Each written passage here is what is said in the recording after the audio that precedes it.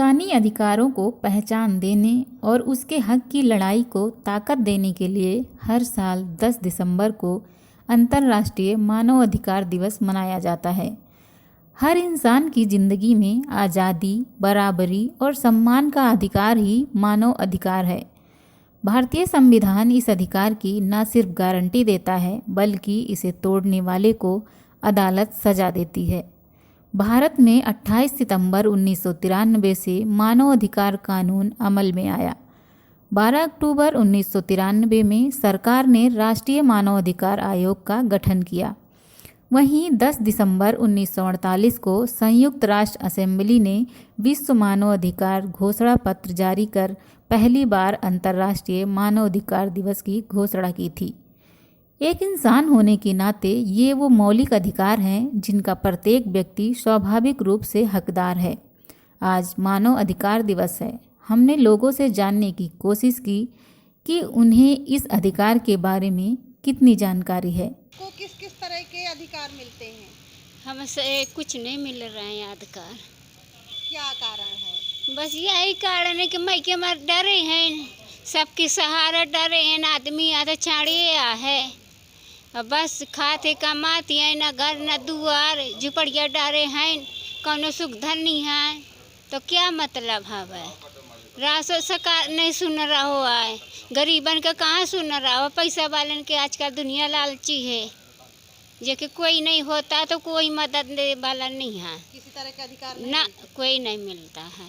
मानवाधिकार दिवस का उद्देश्य ये है कि जो पहले उत्पीड़न हुआ करता था आम आदमी का, उत्पीड़न ऐसे होता था, पुलिस तरह तरीके से करती थी, उसके लिए एक संगठन गठित किया गया और संगठन गठित करके उसका अध्यक्ष और ये सारी इकाइयाँ गठित की गई कि अगर किसी भी व्यक्ति का उत्पीड़न होता है उसकी रोक लगाई जाए। तमाम तरीके की शर्तें उस पर बनाई गई, उसके नियम बनाए गए, उसका एक्ट बना करके हर थाने पर उस पर जो है प्रकाशन किया गया। आज भी बोर्ड लगे हुए हैं हर थाने पर कि लोग जागरूक हो सकें, अपने अधिकारों को जान सकें। ये पूर्ण रूप से उद्देश्य है। क्या लगता है कि आप अपने अधिकारों को ले पाते हैं? जी, जहाँ कहीं भी हमारी सरकार ये कानून के आधार पर हमको अपने अधिकार प्राप्त करने के लिए कानून बनाया है और व्यक्ति या आदमी या मानव एक ही चीज़ है। मानवता के लिए रक्षा के लिए हमें अधिकार और कर्तव्य मिले हुए हैं और मानवता के विकास के लिए हमें उन अपने अधिकारों को प्राप्त करना चाहिए। मानवता के विकास में हर व्यक्ति को अपना योगदान देना चाहिए। आप जानती हो मानव अधिकार के बारे में? हाँ, जानते हैं। जैसे कुछ पहले हमारे देश में कुछ छुआछूत वगैरह, कुछ धार्मिक प्रचलितताएँ थीं, जिनकी वजह से जो मानव थे उनके लिए इनको 4 वर्गों में बांटा गया था। जैसे कुछ बड़ी कास्ट में आते थे, कुछ निम्न स्तर के होते थे। तो जो बड़े स्तर के लोग होते थे उनकी वजह से जो छोटे स्तर वाले रहते थे उनको ना ही कुछ धार्मिक चर्चा में या धार्मिक कार्यों में वो आगे हो पाते थे, ना ही शिक्षा के क्षेत्र में। और फिर स्वतंत्रता के बाद कुछ गरीबी की वजह से कुछ जो निम्न स्तर के लोग थे तो उन्हें अपनी गरीबी से वो ज़्यादा ही तंगी आ चुके थे। तो ना उनके बच्चे शिक्षा पा सकते थे, ना ही कोई सांस्कृतिक कार्यों में भाग ले सकते थे, ना ही वो पढ़ाई कर सकते, ना उन्हें अच्छा खाना मिलता था।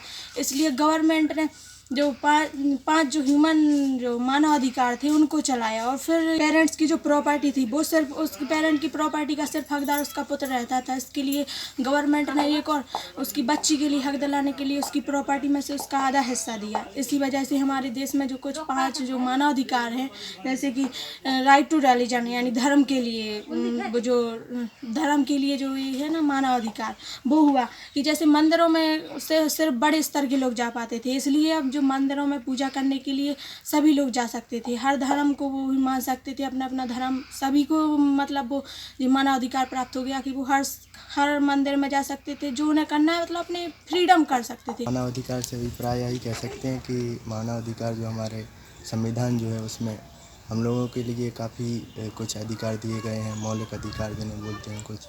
तो मानवों के लिए हमारा कर्तव्य यही बनता है कि हम लोग अपने अधिकार के लिए जानें और उनसे अवेयर रहें, और साथ ही गाँव के जितने लोग हैं उन लोगों को अवेयर करवाएं कि कैसे हम लोगों को क्या क्या अधिकार हैं हम लोगों को, और खासकर से जो पिछड़ा वर्ग वाले हैं उन लोगों को जरूर बताना चाहिए कि जो काफ़ी जैसे बाल विवाह कहीं पर होते हैं तो उन लोगों को बताना चाहिए कि आप बाल विवाह क्यों करवा रहे हैं। घर में कुछ लोग पढ़े लिखे होते हैं जैसे हम लोग, तो हम लोगों को अपने गार्जियंस के लिए भी बताना चाहिए कि आप लोगों के पास इतने अधिकार हैं, किसी से मतलब बोल सकते हैं, पुलिस से कर्मी में कुछ हुआ तो महिलाओं के लिए आजकल बहुत ही अधिकार चल रहे हैं।